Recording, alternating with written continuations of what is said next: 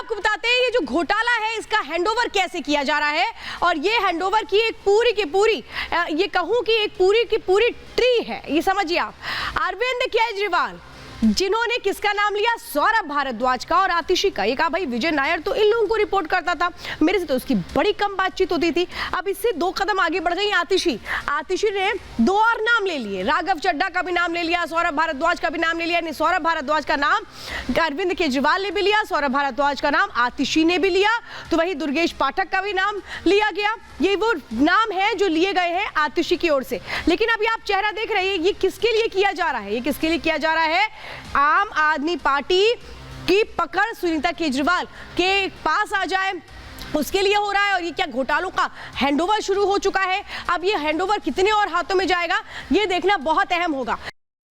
लेकिन आज सियासत जिस तरह से घूम रही है वो बताता है कि दिल्ली में कहें कि क्या कुर्सी की कमान मिलने वाली है उस चेहरे को जो एक चौंकाने वाला चेहरा होगा। बहुत सारी ऐसी बातें निकलकर सामने आ रही हैं। लेकिन आज जो विधायक मिले हैं सुनीता केजरीवाल से तो एक नई कहानी यहां बनती नजर आ रही है। रिपोर्ट देखिए।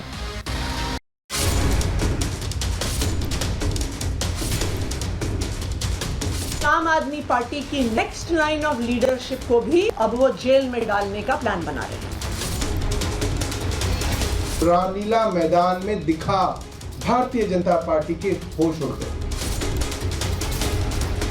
एक व्यक्ति जो कहता था कि मैं भ्रष्टाचार को खत्म कर दूंगा, आज वो भ्रष्टाचार का पर्याय बना हुआ है। और लोकतांत्रिक तरीके से, असंवैधानिक तरीके से बीजेपी ने हिंदुस्तान की डेमोक्रेसी का गला घोट रखा था। राजधानी दिल्ली का सियासी पारा हाई है। शराब घोटाला मामले में मुख्यमंत्री अरविंद केजरीवाल समेत पार्टी के कई नेता तिहाड़ पहुंच गए हैं। जो बाहर है उन्हें गिरफ्तारी का डर सता रहा है। ईडी की तरफ से केजरीवाल को शराब घोटाले का किंगपिन बताया गया। केजरीवाल पर शिकंजा कसा तो उन्होंने अपनी टीम के लोगों को ही फंसाना शुरू कर दिया, या यूं कहें कि अपने घोटाले का हैंडओवर देने लगे। ईडी के दावों को माने तो केजरीवाल ने पूछताछ में बताया कि विजय नायर उन्हें नहीं बल्कि आतिशी और सौरभ भारद्वाज को रिपोर्ट करता था। सौरभ भारद्वाज और आतिशी वही नेता हैं जो केजरीवाल की गिरफ्तारी के बाद से उनका संदेश लेकर जनता के बीच जाया करते थे। लेकिन विजय नायर से इन दोनों का नाम जोड़कर केजरीवाल ने पूरी पार्टी को चौंका दिया। भ्रष्टाचार के खेल में केजरीवाल ने आतिशी और सौरभ को लपेटा तो दोनों नेताओं की बौखलाहट सामने आ गई। कल तक जो मीडिया के सवालों से भाग रहे थे वो खुलासे वाली स्क्रिप्ट लेकर कैमरे के सामने आए, बीजेपी पर साजिश करने का आरोप लगाया और अपनी गिरफ्तारी की क्रोनोलॉजी समझाने लगे। अब भारतीय जनता पार्टी को लग रहा है कि अरविंद केजरीवाल, मनीष सिसोदिया, संजय सिंह, सत्येंद्र जैन के जेल में होने के बावजूद भी आम आदमी पार्टी एकजुटता के साथ अभी भी जमीन पर लड़ रही है। उनको अब समझ में आ गया है कि आम आदमी पार्टी की नेक्स्ट लाइन ऑफ लीडरशिप को भी गिरफ्तार करना पड़ेगा। अगर जो 31 मार्च को रामलीला मैदान में दिखा भारतीय जनता पार्टी के होश उड़ गए। भारत के अपोजिशन पार्टी के सबसे बड़े नेता उस मंच पे इकट्ठे हुए। जहां कल सीएम केजरीवाल ने आतिशी और सौरभ का नाम लिया, वहीं आज आतिशी और सौरभ ने अपने साथ 2 और नेताओं के नाम जोड़ दिए। दोनों ने राजनीतिक साजिश का आरोप भले ही बीजेपी पर मढ़ा हो, लेकिन राघव चड्ढा और दुर्गेश पाठक का नाम लेकर इन दोनों को भी शराब घोटाले का भागीदार बना दिया। आम आदमी पार्टी एकजुटता के साथ, आम आदमी पार्टी मजबूती के साथ अभी भी जमीन पर लड़ रही है।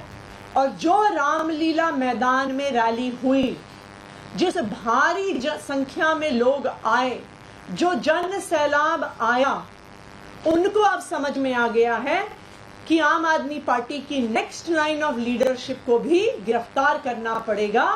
आम आदमी पार्टी के चाहे मुझे, सौरभ भारद्वाज को, राघव चड्ढा को, दुर्गेश पाठक को अब वो जेल में डालने का प्लान बना रहे। केजरीवाल की तरह ही आम आदमी पार्टी के नेताओं ने बीजेपी पर गिरफ्तारी की साजिश का आरोप मढ़ा तो बीजेपी की तरफ से भी पलटवार किया गया। किसी ने इसे आम आदमी पार्टी की बौखलाहट बताया तो किसी ने गिरफ्तारी का डर। आतिशी जी मन घड़ंत आरोप लगा रही हैं। मैं उनको चैलेंज करती हूं कि नाम उजागर करिए। भारतीय जनता पार्टी को माननीय मंत्री आतिशी जी की बिल्कुल जरूरत नहीं है। और आप ये देखिए ये कैसा दोषारोपण कर रहे हैं।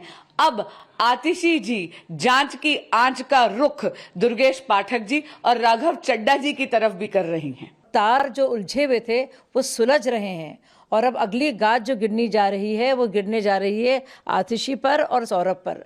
जिस तरह से अरविंद केजरीवाल ने मनीष सिसोदिया को, संजय सिंह को, विजय नायर को जेल में सड़ने के लिए भेज दिया है, वैसे ही अब वो पूरा अपना निशाना जो है साध रहे हैं आतिशी पर और सौरभ पर। केजरीवाल जी यदि मीडिया के रिपोर्ट्स को माना जाए खुद कह रहे हैं कि आतिशी जी से ये बिचौलियां मिलते थे, सौरभ भारद्वाज जी से बिचौलियां मिलते थे।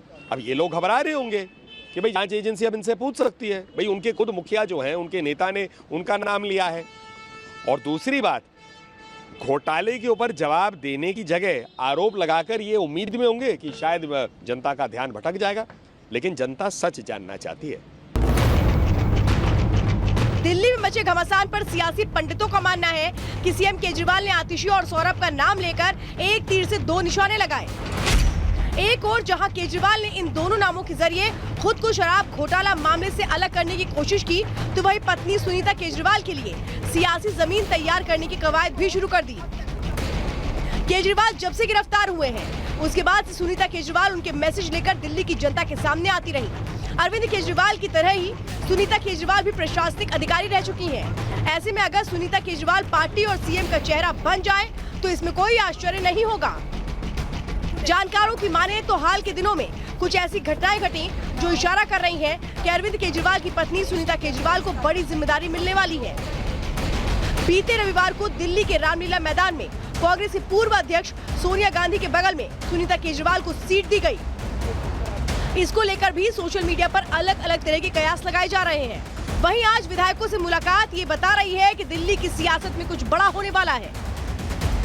केजरीवाल राजनीति में भले ही नए हो, लेकिन उनके पैतरे बड़े से बड़े नेताओं को गच्चा दे रहे हैं। आम आदमी पार्टी के फ्रंट लाइन नेता या तो जेल में हैं या ईडी की रडार पर। ऐसे में सुनीता केजरीवाल आने वाले समय में सीएम का चेहरा हो सकती है और अगर केजरीवाल लंबे समय तक जेल में रहे तो लोकसभा चुनाव में सुनीता केजरीवाल के जरिए सिंपैथी वोट हासिल करने की कवायद शुरू हो जाएगी। Bureau report, Republic Bharat.